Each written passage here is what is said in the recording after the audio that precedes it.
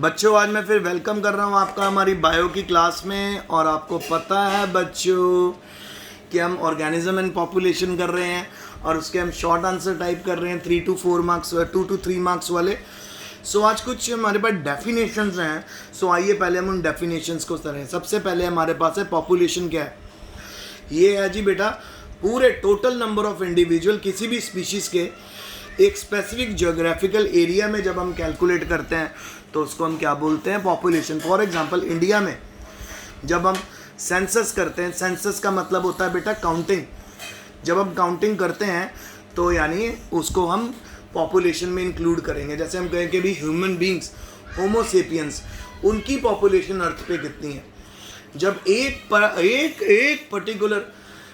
Particular species के animals के number को जब हम काउंट करते हैं तो उसको हम बोलते हैं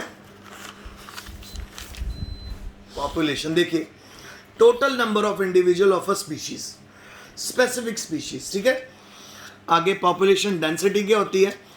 ये होती है जी population density is equal to N over S. N होता है number of individual in reason.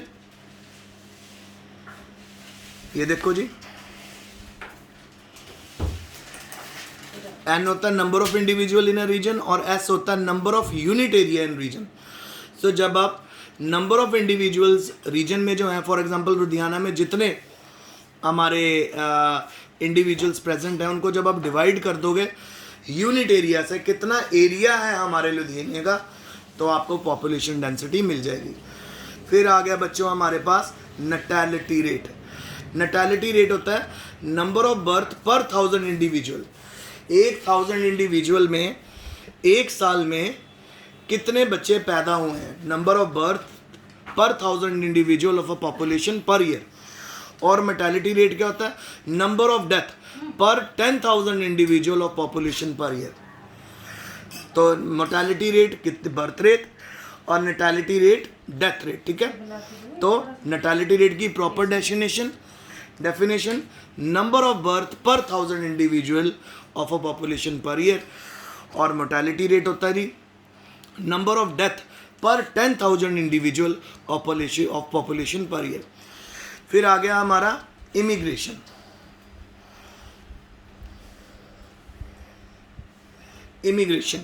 Immigration होता है बेटा अगर कुछ इंडिविजुअल किसी पर्टिकुलर एरिया से हमारे एरिया में रहने के लिए आ जाते हैं उसको इमिग्रेशन बोलते हैं। और अगर हमारे एरिया से कुछ लोग किसी और एरिया में रहने के लिए चले जाएं उसको एमिग्रेशन बोलते हैं। 50 लोग किसी बाहर की कंट्री से हमारी कंट्री में रहने के लिए आगे, वो होगी इमिग्रेशन। और 50 लोग हमारी कंट्री से बाहर किसी कंट्री में रहने के लिए चले गए, वो हो गई एमिग्रेशन। ठीक है, तो देख लो immigration entry of certain individual of some species into an area from outside. और emigration it is defined as departure of individual of same species from an area outside. फिर आगे आ गया बेटा ग्रोथ कर्व। क्या होती हैं? अलग अलग टाइप की ग्रोथ कर्व्स बताइए बेटा। ग्रोथ कर्व होती है यानी जिसमें हम पॉपुलेशन की ग्रोथ को आसानी से स्टडी कर सकते हैं, एक्सप्रेस कर सकते हैं मैथमेटिकल एक्सप्रेशंस के साथ, उसको ग्रोथ कर्व बोलते हैं। तो देखिए इसमें हम प्लॉट करते हैं टाइम को किसके अगेंस्ट? नंबर ऑफ इंडिविजुअल के अगेंस्ट हम प्लॉट करते हैं। तो यहाँ पे आपको दो तरह की ग्रोथ कर्व है, एक है सिग्मॉइड ग्रोथ कर्व और एक है हमारे पास जे शेप ग्रोथ कर्व। सो मैं आपको आसानी से सबसे पहले ग्रोथ कर्व्स के बारे में बताना चाहता हूँ, समझिए। सिग्मॉइड ग्रोथ कर्व होती है बेटा जिसके अंदर 5 फेज होते हैं। Lag phase, positive phase, acceleration phase, exponential phase, negative acceleration phase और स्टेशनरी फेज। यानी सबसे पहले पॉपुलेशन इंक्रीज होती है और फिर बहुत ही ज़्यादा इंक्रीज हो जाती है और फाइनली वो यहाँ पे पहुँचती है, इस पॉइंट पे इसको स्टेशनरी फेज बोलते हैं। यहाँ पे ये स्ट्रेट क्यों हो गई, ऐसे लाइन क्यों चलने लग गई है पॉपुलेशन की, ना बढ़ रही है ना घट रही है? वो इसलिए क्योंकि इस पर्टिकुलर पॉइंट पे बेटा डेथ रेट किसके बराबर हो जाता है? बर्थ रेट के। तो जब डेथ रेट बर्थ रेट के ऊपर आ जाए, बराबर हो जाए, तब हमारी जो ग्रोथ कर्व है वो एस शेप हो जाती है और वो स्टेशनरी हो जाती है। यानी यहाँ पे इक्विलिब्रियम अचीव हो जाता है। याद है आपको हम लोगों ने जब सरफेस केमिस्ट्री किया तो मैंने वहाँ पे आपको फ्रॉम विच एड्जॉर्प्शन आइसोथर्म करवाया था। तो उसी की तरह यहाँ पे स्टेशनरी फेस आ जाता है और इस स्टेशनरी फेस पे डेथ रेट बर्थ रेट के बराबर आता है। अब आ गई हमारे पास J shape. J shape growth curve, इसमें एकदम एक्सपोनेंशियल ग्रोथ दिखाई गई है और एक्सपोनेंशियल ग्रोथ के बाद एकदम यहाँ पे फॉल भी होता है। आइए मैं आपको एक एक्सपीरियंस सुनाता हूँ। एक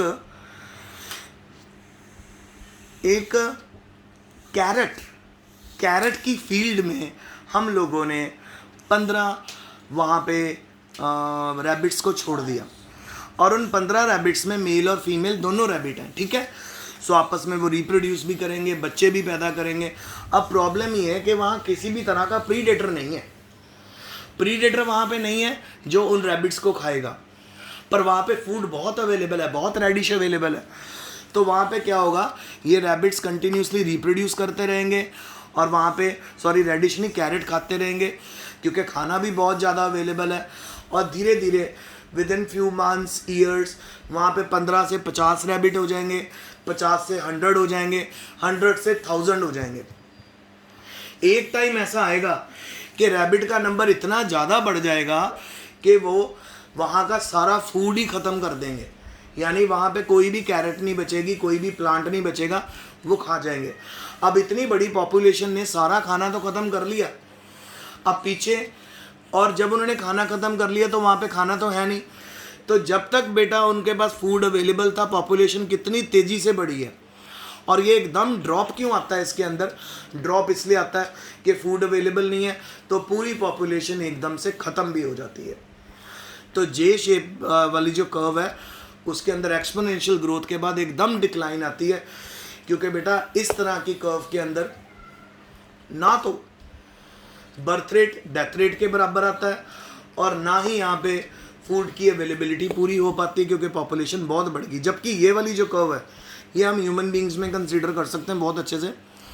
यहाँ पे प्रीडेशन भी है, डेथ रेट भी है, बर्थ रेट भी है, तो यहाँ पे बैलेंस आ जाता है स्टेशनरी फेज में, जहाँ पे डेथ रेट किसके बराबर हो जाता है, हाँ, बर्थ रेट के बराबर।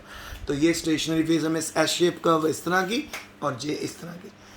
फिर लास्ट क्वेश्चन आज का आपको पूछा गया एस शेप और ग्रोथ और जे शेप ग्रोथ कर्व में, वेरी इंपॉर्टेंट क्वेश्चन। तो जो एस शेप ग्रोथ कर्व है उसमें 5 फेज होते हैं, lag phase, positive acceleration phase, exponential phase, negative phase, negative acceleration phase और स्टेशनरी। इसको हम बहुत अच्छे से करेंगे जब ये बड़े क्वेश्चन में आएगा। और जे शेप में 2 ही फेज होंगे, एक तो लैग फेज होगा और एक्सपोनेंशियल फेज होगा। सेकंड पॉइंट, एस शेप में finally population show 0 growth rate as birth rate equals to death rate. ये देखो मैंने दिखाया ना, यहाँ पे बर्थ रेट डेथ रेट के बराबर हो गया, तो यहाँ पे आपको 0 ग्रोथ रेट नज़र आएगा, स्टेशनरी यानी बैलेंस। जबकि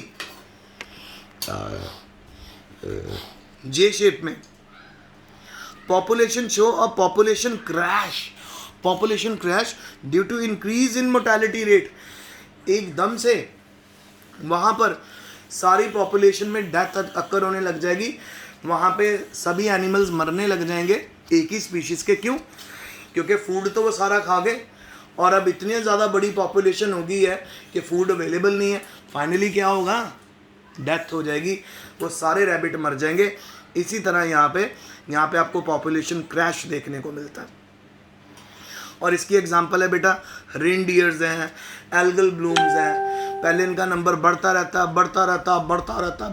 है और ये फूड कंज्यूम करते रहते हैं। और जब फूड बचता ही नहीं है, जब फूड बचा ही नहीं, फाइनली क्या हो जाएगा, सारी उस पॉपुलेशन का क्रैश हो जाएगा, डेथ हो जाएगी। सो बच्चों, ये मेरा आज का लेक्चर था, होप आपको समझ आया होगा। तो मैंने कौन कौन से क्वेश्चंस कराए आपको, कुछ डेफिनेशंस आपसे डिस्कस की जो बहुत इंपॉर्टेंट थी। कौन कौन सी थी? Population density, natality rate, mortality rate, immigration, emigration. और फिर मैंने आपको ग्रोथ कर्व्स करवाई, सिग्मॉइड और जे शेप।